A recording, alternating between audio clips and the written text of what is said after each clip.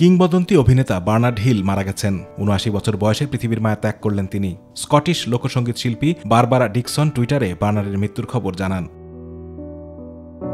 এই কিংবদন্তির বর্ণাঢ্য ক্যারিয়ার ছিল চলচ্চিত্র, টেলিভিশন ও থিয়েটারে। টাইটানিক সিনেমায় ক্যাপ্টেন এডওয়ার্ড জে স্মিথ চরিত্রে অভিনয়ের জন্য বড় পরিচিতি পান Bernard hill.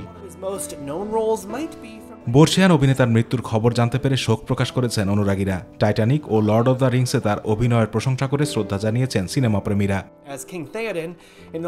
British mini series boys from the black স্টাফে ইউসার হিউজের মতো একটি জটিল চরিত্রে চিত্রায়নের জন্য প্রশংসা করেছেন প্রয়াত অভিনেতা। দ্য লর্ড অব দ্য রিংসে কিং থিওডেনের চরিত্রে দেখা গিয়েছিল বার্নার্ডকে, যা ছিল বহুল চর্চিত।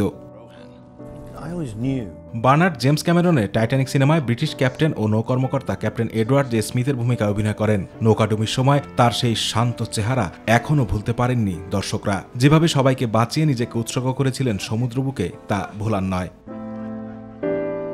বার্নার্ড একমাত্র অভিনেতা যার একাধিক সিনেমা 11টি একাডেমি পুরস্কার জিতেছিল। আতিকুর রহমান তিতাস, মাই টিভি।